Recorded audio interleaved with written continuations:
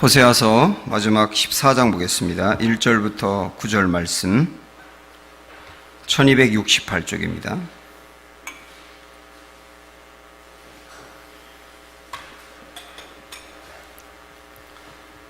호세아서 14장 1절부터 9절 말씀.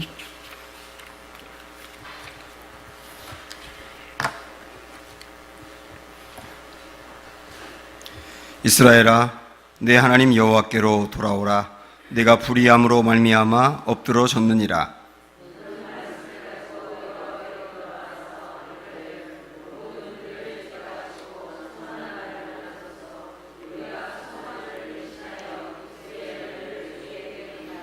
우리가 아수르의 구원을 의지하지 아니하며 말을 타지 아니하며 다시는 우리의 손으로 모든 것을 향하여 너희는 우리의 신이라 하지 아니하오리니 이는 고아가 주로 말미암아 긍휼을 얻음이다 할지니라.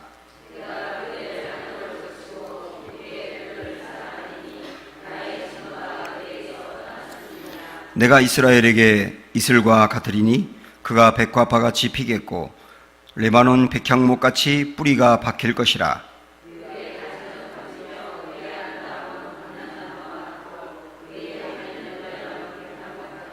그 그늘 아래에 거주하는 자가 돌아올지라. 그들은 곡식같이 풍성할 것이며 포도나무같이 꽃이 필 것이며 그 향기는 레바논의 포도주같이 되리라.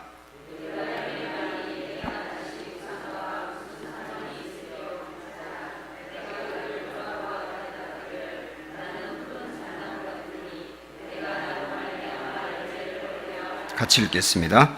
누가 지혜가 있어 이런 일을 깨달으며 누가 총명이 있어 이런 일을 알겠느냐. 여호와의 도는 정직하니 의인은 그 길로 다니거니와 그러나 죄인은 그 길에 걸려 넘어지리라. 아멘. 네, 사랑하고 축복합니다, 여러분. 네, 웃으면서 인사하세요, 옆 사람하고.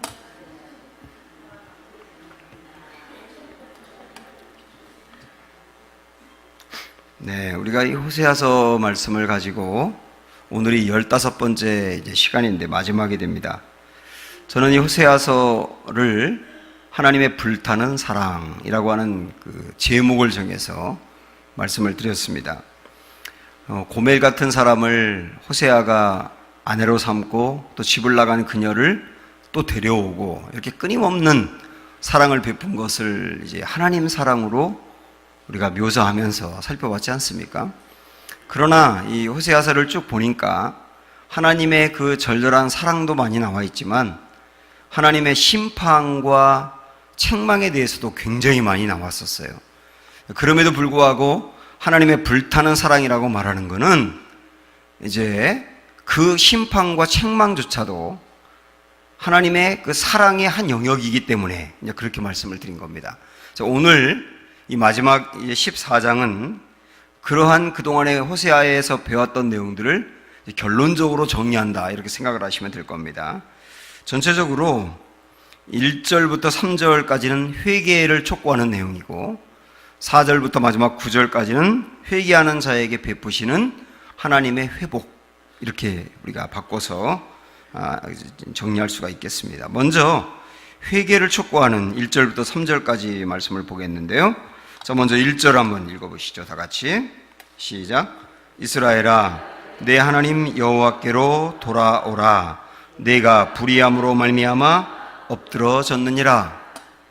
내가 불의함으로 말미암아 엎드러 졌느니라. 그 말은 너희가 고통을 당하는 이유가 뭐냐? 불의함 때문이다. 그러니 그 불의함으로부터 하나님께로 돌아오라. 이렇게 회개를 촉구하는 말씀으로 나와 있습니다. 회개라고 하는 것은 자기가 지금 현재 짓고 있는 이 죄가 얼마나 심각한 것인지를 인정하고 받아들이는 것부터 시작을 하는 거예요. 요한일서 1장 9절에 보면 만일 너희가 너희 죄를 자백하면, 그렇게 나와 있죠.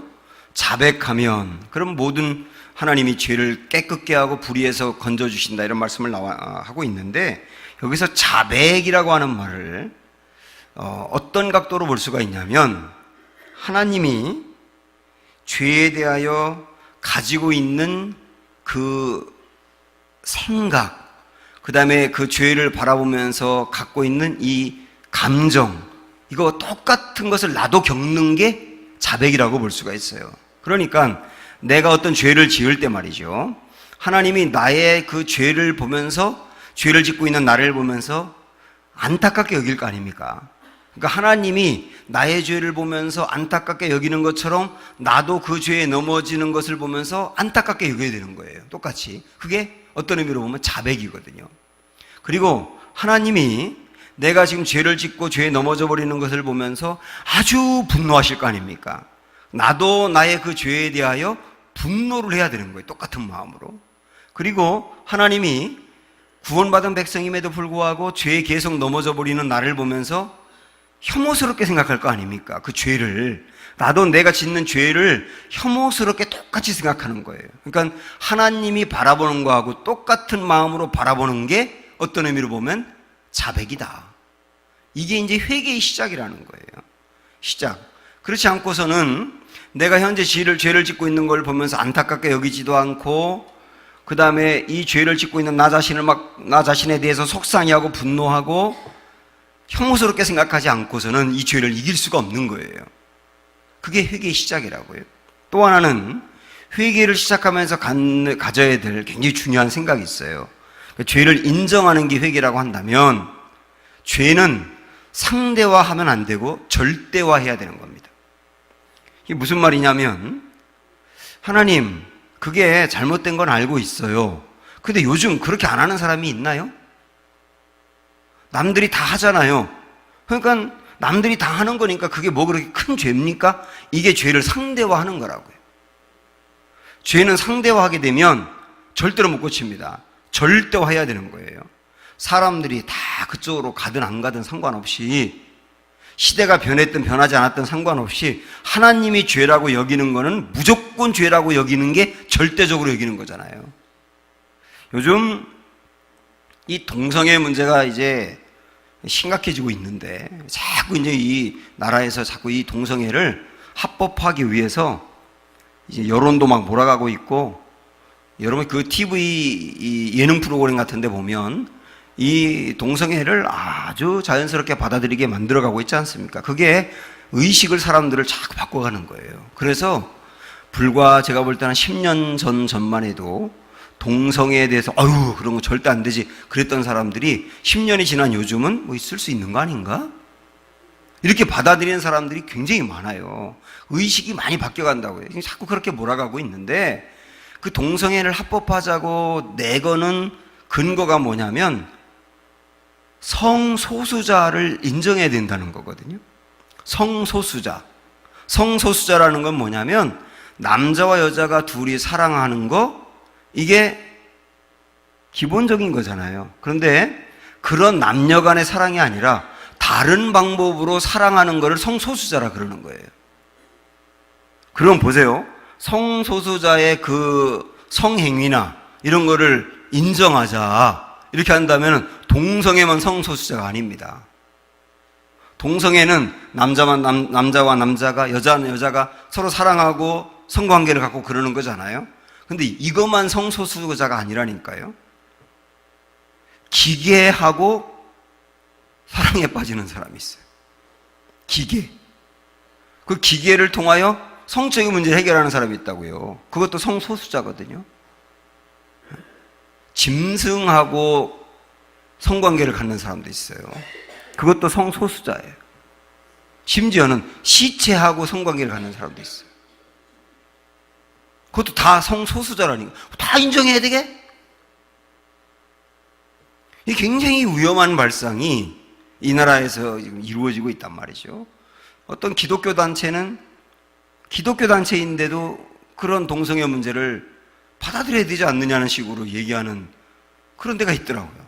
목사님 중에서도 있고. 이 나라가 어디로 갈 건지. 성경에서 동성애에 대해서는 명백하게 죄라 그랬어요. 그러면 동성애에 대해서 죄라고 했다. 하나님이 죄라고 했으면 수천 년이 지나도 죄인 거지. 시대가 바뀌었다고 죄가 아닐 수 없지 않느냐. 이렇게 받아들이는 게 죄를 절대적으로 보는 거거든요. 그런데 성경에선 죄라고 했지만 요즘 사람들의 생각이 바뀌었고 의식이 바뀌었고 문화가 바뀌었으니 성경에서 죄라고 한 것도 요즘은 좀 자연스럽게 받아들여야 되는 게 아닌가. 이렇게 하는 게 죄를 상대화하는 거예요. 사랑하는 여러분, 우린 기준이 분명해야 합니다. 죄를 상대화하지 말고 절대화하십시오. 그 기준은 이거대로 하면 되는 거예요. 아멘. 그래서 여기에서 죄라고 여긴 것은 죄입니다 하고 인정하고 들어가는 것부터 회개의 시작이다. 2절을 볼까요? 시작. 너는 말씀을 가지고 여호와께로 돌아와서 아뢰기를 모든 불의를 제거하시고 선한 바를 받으소서. 우리가 수송아지를 대신하여 입술의 열매를 주께 드리리이다. 자, 그게 죄라고 하는 것을 인정을 했어요. 받아들였어요. 아, 그 죄군요 하고 받아들였다면 그 다음 단계는 이 죄를 제거하는 행동으로 나가야 된다는 뜻이에요. 그게 또 두 번째 회개라고 볼 수 있는 겁니다. 많은 분들이 이 죄라고 생각을 하면서도 이 죄를 이기지 못하는 경우가 많거든요. 왜 죄를 이기지 못하느냐면 그가 죄인 줄 몰라서 이기지 못하는 경우는 별로 없다고 봐요. 저는 죄인지 알거든요. 그런데도 이기지 못합니다. 왜 이기지 못하느냐? 회개가 부족합니까? 저는 그렇게 생각하진 않아요. 우리는 회개가 부족하다고 생각하진 않아요. 회개는 합니다. 그런데 회개는 하지만 이기지 못해요. 왜 그런지 아세요? 회개를 감정적으로만 하기 때문에 그래요. 울고 큰 소리로 기도하고 그렇게 하면 죄를 이겼다고만 생각을 하는 겁니다. 이 감정적인 회개도 필요한 겁니다. 울면서 회개하면 훨씬 죄를 끊을 수 있는 확률은 높은 건 맞거든요. 근데 울면서 회개하고 감정적으로 회개했다 하더라도 이것이 회개의 끝이 아니라는 걸 아셔야 돼요. 그 다음 단계로는 죄를 이겨나가는 의지적인 노력이 필요한 겁니다.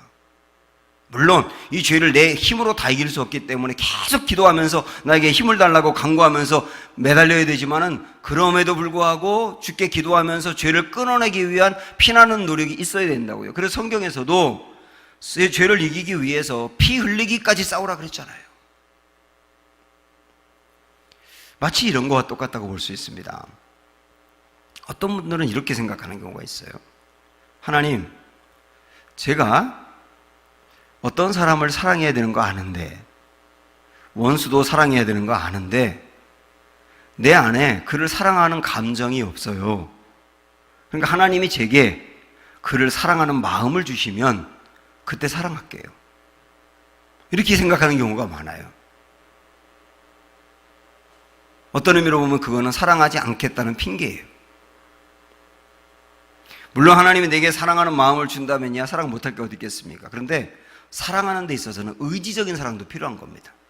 그게 뭐냐면 그를 사랑하고 싶은 마음이 별로 없어요. 그리고 그 사람 보면은 여전히 기분이 안 좋아요. 그래서 난 정말 그 사람 사랑하고 싶지 않아요. 나는 그 사람 보기만 해도 기분이 별로 안 좋아요. 그러니까 난 사랑하지 못하겠어요. 그러면 여러분이나 세상 사람들이나 차이가 전혀 없는 거잖아요.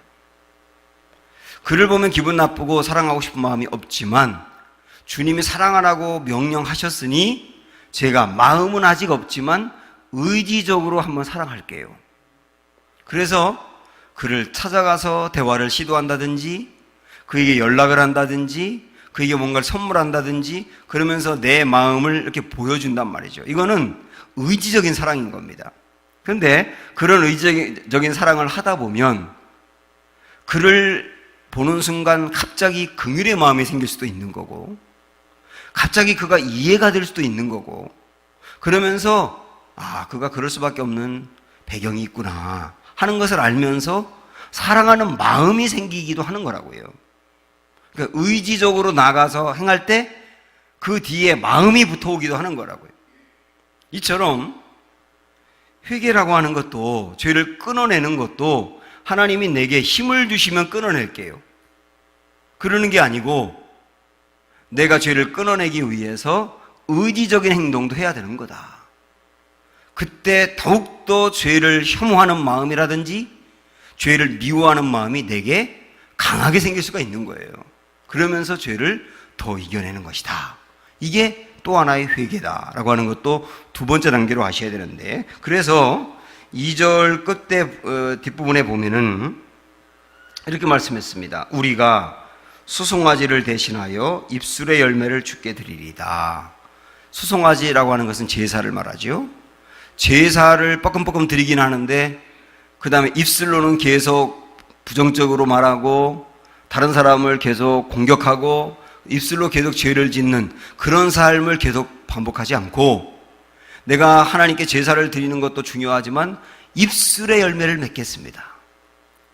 입술로 사람을 세우고 입술로 긍정적으로 말하고 입술로 믿음의 말을 하는 이런 입술의 열매를 맺겠습니다. 이게 다 의지적으로 회개를 해가는 거잖아요.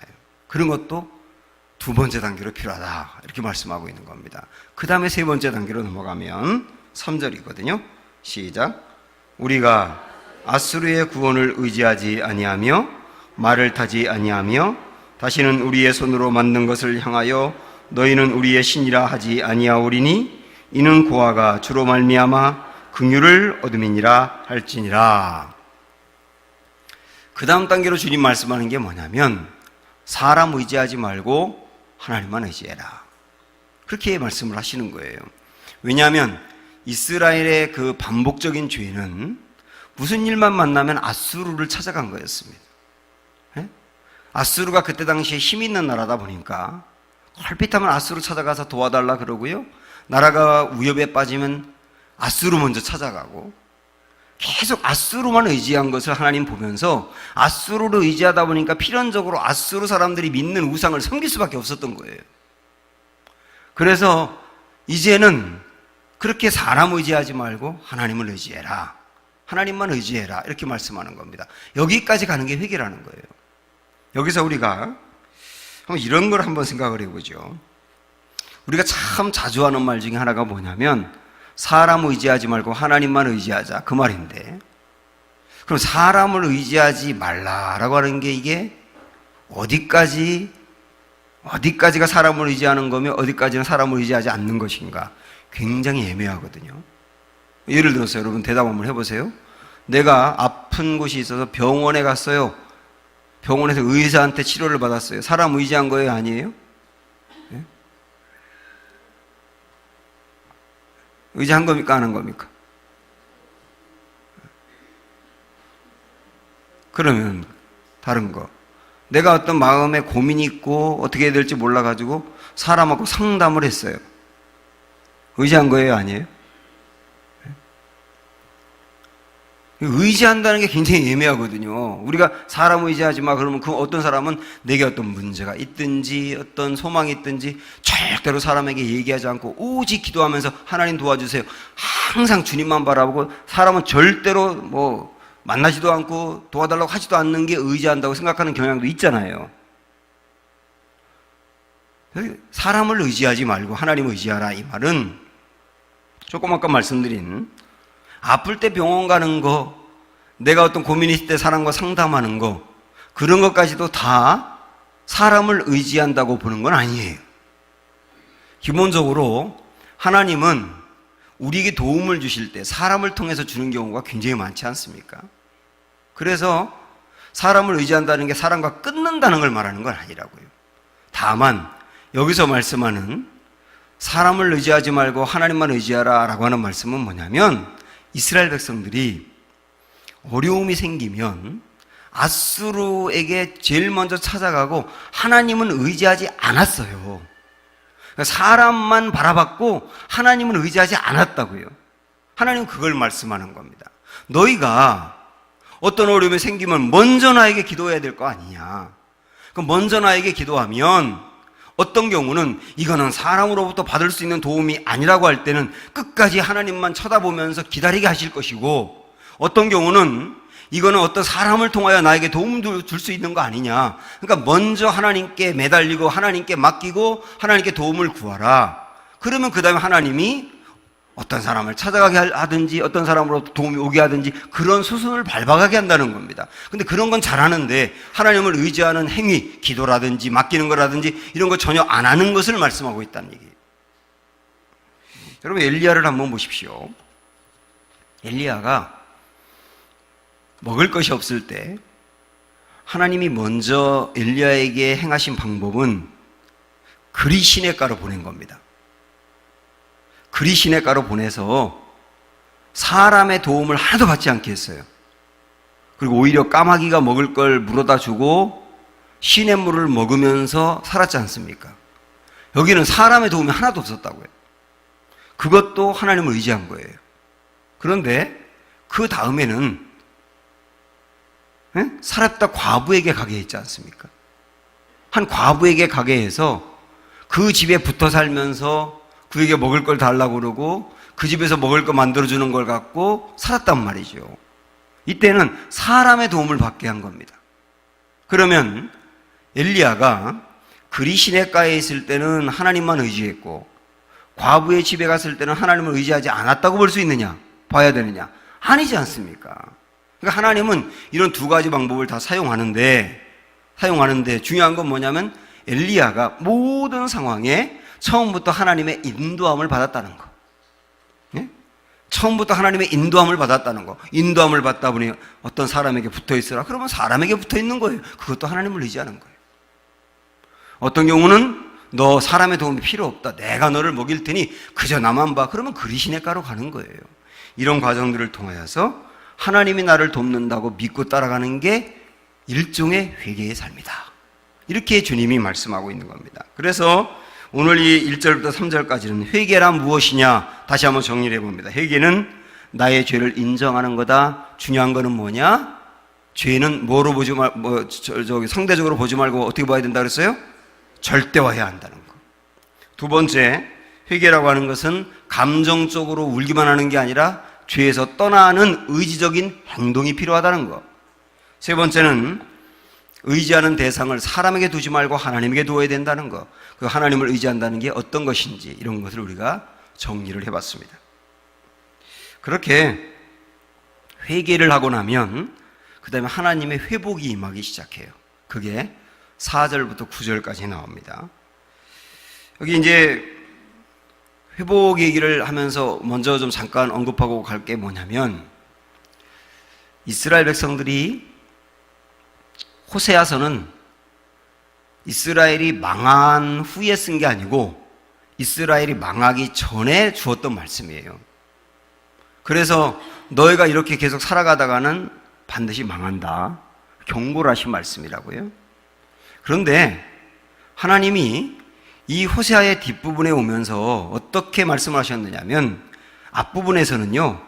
너희가 회개하지 아니하면 망한다. 이렇게 얘기했고 뒷부분으로 오면 그들이 회개해도 결국은 나라를 잃어버릴 것이라는 말씀을 주고 있는 거예요. 아니 그러면 회개했는데 나라를 잃어버리면 은혜가 아니잖아요. 이렇게 말할 수 있는데 중요한 건 뭐냐면 이스라엘이 죄에 아주 뼛속 깊이 물들어 있어서 하나님이 바벨론의 포로가 되게 하시는데 그러면 하나님이 그들을 버린 거냐? 버린 게 아니고 포로 생활 속에서도 그들을 경고케 해서 다시 건져내는 것도 회복이라는 거예요. 그래서 저는 오늘 말씀의 제목을 무덤 저 건너편을 바라보며 이렇게 정했습니다. 무덤이라고 하는 것은 죽음이지 않습니까? 근데 죽음으로 끝나는 게 아니라 죽음 다음에 부활이라고 하는 또 다른 소망이 있는 거잖아요. 그처럼 우리 인생에 어떤 경우는 내가 죄를 짓고 잘못을 행할 때 하나님께 회개하면 하나님은 용서해 주시고 우리의 삶까지 온전히 회복해 주시는 경우가 상당히 많지만 어떤 경우는 망하는 데까지 놔두는 경우도 있어요. 예? 여러분 이것도 아셔야 되는 거예요. 우리가 잘못하고 죄를 짓고 회개하면 모든 어려움으로부터 우리를 딱 건져주고 또 죄를 짓고 회개하면 어려움으로부터 건져주고 늘 그렇게 반복적으로 하나님이 그렇게만 하는 게 아니라 어떤 때는 그냥 망하는 데까지 두실 때도 있다는 거예요. 그럼 하나님 은혜가 아니네요. 나를 완전히 버렸네요. 아니라는 거예요. 너희가 당장 삶은 망한 것 같아도 거기서 내가 너희를 다시 다듬어 너희 영혼을 경고케 하고 새로운 사람으로 태어나게 하리라. 그것도 회복이라는 거예요. 이 이스라엘의 호사에서 말하는 회복이라고 하는 것은 주님이 거기를 상정하고 있는 거예요. 거기를. 자, 이런 회복을 우리가 기본적으로 알면서 하나님은 어떤 방법으로 회복해 나가시는지 회개한 다음에 말이죠. 그게 이제 4절부터 나옵니다. 4절 보세요. 시작. 내가 그들의 반역을 고치고 기쁘게 그들을 사랑하리니 나의 진노가 그에게서 떠났음이니라. 이게 참 은혜가 됩니다. 이 4절 말씀이. 한번 여러분 생각을 해보시죠. 하나님이 우리의 삶을 회복시킨다. 그러면 예를 들어서 우리가 물질을 잃어버렸을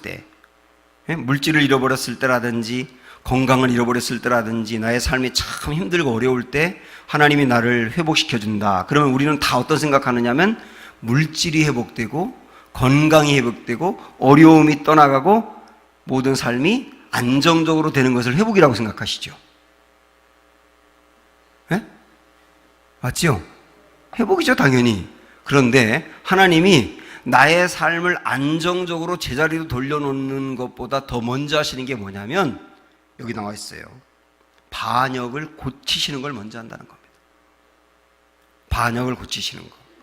다시 말하면 우리의 삶이 하나님이 싫어하는 일, 그 일을 반복적으로 행하고 죄 가운데 계속 넘어지는데 하나님이 회개하니까 우리의 삶을 다 원래 상태로 잘 돌아가게 하고, 그런데 내 마음에 반역하는 마음은 고쳐지지 않았어요. 에? 삶은 회복이 되었는데 내 마음에 반역하는 마음은 안 고쳐졌다고요. 그럼 그 사람은 또 반역하는 거잖아요. 그래서 하나님의 회복은 반역을 고치는 것부터 시작을 하는 거예요. 그래서 이 야곱을 보면 야곱의 인생의 진정한 회복은 사실은 창세기 35장에 베델로 올라가자 그러면서 세겜 땅을 떠나는 장면부터 온전한 회복으로 보거든요. 그런데 주님이 이 야곱의 인생에서 그의 과실적인 문제는 자기중심적인 거잖아요. 하나님의 뜻을 기다리지 않고 자기가 원하는 대로 욕망대로 수단과 방법을 가리지 않고 성공하려고 그런 모든 방법을 쓰는 것 때문에 어려움이 온 거 아닙니까? 하나님이 그 반역을 고쳐나가는 과정이 굉장히 길어요. 그래서 일단 그가 형 에서의 장자권을 빼앗고 도망갈 때 베들에서 나타나서 그에게 말씀했지요. 그 다음에 외삼촌 라반의 집에 갔을 때 20년 동안 죽을 고생하게 했지요. 그리고 야복강가에서 그가 환도뼈가 부러져서 장애를 입는 고통을 당했죠. 그거로도 고치지 아니하니까 나중에는 결국은 그 자녀들이 상당한 어려움을 세겜에서 당하면서 그때 야곱이 손들어 버렸잖아요. 진정한 항복은 거기서부터 시작이 됐거든요. 거기까지 갈 때까지 야곱은 너무 긴 기간을 반역을 고치지 않았던 거예요. 하나님은 반역을 고치지 않는 야곱의 인생을 회복시키지 않아요. 반역을 먼저 고쳐놓고 그 다음부터 회복을 시작하신다고. 그래서 사랑하는 여러분, 이 말씀을 잘 생각을 해보십시오. 우리의 삶에 하나님이 기뻐하지 않는 모습이 여전히 남아있는데 주여 저의 삶을 회복시켜 주세요. 이거 소용없는 일이라는 얘기예요. 오히려 어떻게 기도해야 되느냐면 주님, 제 안에 여전히 남아있는 이 반역이 하나님에 의해서 고쳐지기를 원합니다. 그 기도를 먼저 하셔야 됩니다. 하나님은 이런 반역을 고쳐놓으면 그 다음에 4절 뒷부분에서 뭐라고 말씀했냐면 다시 한번 보실까요? 반역을 고치고 다음에 기쁘게 그들을 사랑하리니 나의 진노가 그에게서 떠났음이니라 그랬습니다. 하나님이 사랑한다고 하시는데 어떻게 사랑한다고 했어요? 기쁘게 사랑한다고 했어요. 사랑하긴 사랑하는데 기쁘게 사랑한다. 그 말은 즐거이 사랑한다 그 말이죠. 억지로 사랑이 아니고 사랑이 흉내내는 게 아니고 진짜 기뻐하며 사랑하신다는 뜻인데, 이 말은 뭐냐면 완전히 이스라엘 백성들의 죄악을 용서했다는 뜻입니다. 반역을 고친 다음에 완전히 용서하고 회복시켜준다. 이런 의미를 말씀하고 있는 거예요. 그 다음에는 이제 5절부터 8절까지 보시면 여기서 우리 주님은 여러 가지 많은 비유로 이스라엘의 회복을 이제 말씀하고 있습니다. 자, 5절 보십시오. 시작. 내가 이스라엘에게 이슬과 같으리니. 여기까지 일단 볼게요. 반역을 고치고 하나님이 그들을 기쁜 마음으로 사랑하며 그 다음에 어떤 일들이 일어나게 되느냐면 하나님이 이스라엘 백성들에게 이슬같이 되신대요. 그럼 여러분이 한번 생각을 해보십시오. 하나님이 이슬같이 된다는 말이 무슨 뜻일까요? 이슬같이 된다. 네?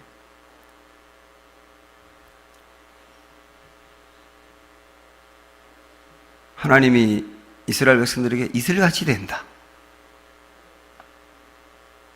이게 무슨 뜻인지 옆 사람과 한번 나눠볼까요? 이스라엘 백성들에게 이스라엘이란 나라의 고질적인 문제는 비가 안 오는 거잖아요. 비가. 특별히 이 건기가 되면 아주 비가 한 방울도 안 와가지고 온 땅이 쫙쫙 갈라져가지고 먹을 물도 없거든요. 그때 이슬이 내려서 땅이 촉촉히 젖는 것은 거기서 생명이 돋아나게 할 수 있는 젖줄과 같은 거예요. 그래서 현재 이스라엘 백성들의 상태는 건기 시기에 이스라엘의 땅바닥과 같다는 겁니다. 그들의 심령이 아주 바짝 말라버렸고 그래서 생명력이라고는 찾아볼 수 없다. 그런 이스라엘 백성들에게 하나님이 이슬같이 된다는 말은 너희들에게 생명력을 부어주리라. 이런 의미로 주님이 말씀하신 거예요. 회복이 이런 거라는 거예요. 우리 안에 우리 심령이 말이죠. 교회를 다니긴 하는데 하나도 기쁨이 없고 평강도 없고 교회에서 주님의 일을 하긴 하는데 기쁨으로 감당하는 게 아니라 내가 권사니까 안 할 수는 없고 그래서 하는 것 같이 이렇게 자원하는 마음이 하나도 없고 그런 건 정말 내 심령이 바짝 갈라져 있는 거와 같은 상태 아닙니까? 그래서 말씀을 들어도 은혜가 하나도 안 되고 교회를 다녀도 뭔가 힘이 안 생기고 그랬던 인생 속에 하나님이 은혜의 이슬을 내리시면 드디어 내 마음에 감격이 회복되고 말씀이 회복되고 은혜가 회복되고 그러면서 기쁨과 평강이 회복되고 나의 삶이 이렇게 회복되어 일어나는 거 아닙니까? 그때 우리 하나님은 어떤 하나님이에요? 이슬과 같은 하나님이 되신다는 거예요. 그런 은혜를 우리에게 부어주신다는 말씀입니다. 그러면서 하나님이 이슬과 같은 분이 되시면 이스라엘 사람들은 어떻게 되느냐? 그 다음 5절 뒷부분부터 4가지 비유로 쭉 나오고 있습니다. 다시 한번 5절 읽어봅니다. 시작. 내가 이스라엘에게 이슬과 같으리니 그 다음에 그가 첫 번째 뭐 같아요? 백화파 같이 피겠고 그랬어요. 백화파. 성경에서 백화파는 순결을 의미합니다. 순결. 하얀 꽃이기도 하고. 그래서 이스라엘 백성들이 하나님 앞에서 순결한 거룩한 신부처럼 그의 심령이 깨끗하게 될 것이다. 하나님이 그렇게 그들을 삶을 바꾸어 놓으리라 라고 하는 의미로 백화같이 만든다 그랬고 그 다음에 뭐라고 말씀하나요? 레바논 백향목같이 뿌리가 박힐 것이라. 이 백향목이라고 하는 그 나무는 성경에서 자주 등장하지 않습니까? 나무 중에서는 최고로 튼튼하고 그 다음에 집을 짓기에도 최고로 제목이 좋아서 왕궁을 지을 때 레바논의 백향목을 가져와서 짓고 그러지 않습니까? 그리고 뿌리가 아주 견고해서 어떤 비바람에도 끄떡하지 않는 그런 나무의 상징이 이 백향목이거든요. 그래서 이스라엘 백성들 우리를 백향목같이 만들어 놓겠다고 하는 말은 뭐냐면 하나님이 우리를 회복시킬 때, 회개하는 사람에게 회복시킬 때 어떤 비바람 같은 그 고난과 어려움을 만나도 넘어지지 아니하는 견고한 사람으로 하나님이 그들을 만들어 주리라. 이런 의미로 말씀하는 겁니다. 6절 말씀 시작. 그의 가지는 퍼지며 그의 아름다움은 감람나무와 같고, 이번에 세 번째로 감람나무 같다고 했어요. 감람나무는 올리브나무죠. 감람나무는 그 열매인 올리브가 식용으로도 쓰여서 이스라엘 사람들은 우리나라 김치 먹는 것처럼 올리브를 먹거든요. 그리고 그 올리브유가 얼마나 좋습니까? 저도 요새 그 올리브유, 엑스트라 버진이라고 하는 올리브유 아침 저녁으로 한 숟갈씩 먹거든요. 그거 한 숟갈씩 먹으면 뱃살이 들어간다고 해서 먹는데 자꾸 더 나오긴 하더라고요. 그거 먹으면 뭐 목도 좋아진다 그래서 먹는데 그 올리브유가 참 그렇게 좋은 거 아닙니까? 이 올리브유가 아주 좋은 기름이고, 그래서 올리브는요, 하나도 버릴 게 없다 그래요. 그래서 감람나무 같은 인생이 되게 하겠다라고 하는 말씀은 쓸모 있는 인생이 되게 하겠다는 뜻이에요. 버릴 거 하나도 없는 인생이 되게 하겠다. 이어서 그의 향기는 레바논 백향목 같으리니 향기 나는 인생이 될 것이다. 7절 말씀 시작. 그 그늘 아래에 거주하는 자가 돌아올지라 그들은 곡식같이 풍성할 것이며 그랬어요. 또 하나 뭐라고 했어요? 곡식같이 풍성하다. 그러니까 양식이 충분히 쌓여 있는 것처럼, 충분한 양식이 쌓여 있는 것처럼 풍족한 인생이 될 것이라는 얘기겠고, 그리고 포도나무와 같이 꽃이 필 것이며 그 향기는 레바논의 포도주같이 되리라. 포도나무는 기쁨을 상징합니다. 기쁨을. 그래서 하나님이 회복시키는 인생은 포도나무 같은 포도 열매 같고 포도주 같은 그 기쁨이 풍성한 그런 삶이 회복되게 하리라. 그래서 주님이 회복을 말씀하고 있는 겁니다. 그 다음에 8절로 넘어가면 하나가 더 나옵니다. 시작. 에브라임의 말이 내가 다시 우상과 무슨 상관이 있으리요 할지라 내가 그를 돌아보아 대답하기를 나는 푸른 잣나무 같으니 내가 나로 말미암아 열매를 얻으리라 하니라. 푸른 잣나무 같다. 잣나무는 늘 푸르르지 않습니까? 그래서 푸른 잣나무 같다는 것은 우리의 삶이 항상 싱싱하고 건강하고 생명력이 넘치는 축 처져 있는 인생이 아니라 역동하는 인생, 그런 인생으로 만들어준다는 게 푸른 잣나무 같다는 뜻이에요. 이게 얼마나 아름다운 비유들을 쓰고 있나요? 하나님이 우리 인생을 회복시켜 줄 때는 백향목 같다, 감람나무 같다, 곡식 같다, 백화과 같다, 포도나무 같다, 잣나무 같은 이런 아름다움으로 우리 인생을 온전히 회복해 주리라. 그러나 시작은 뭐부터 된다? 반역을 그치게 하는 것부터 된다는 거예요.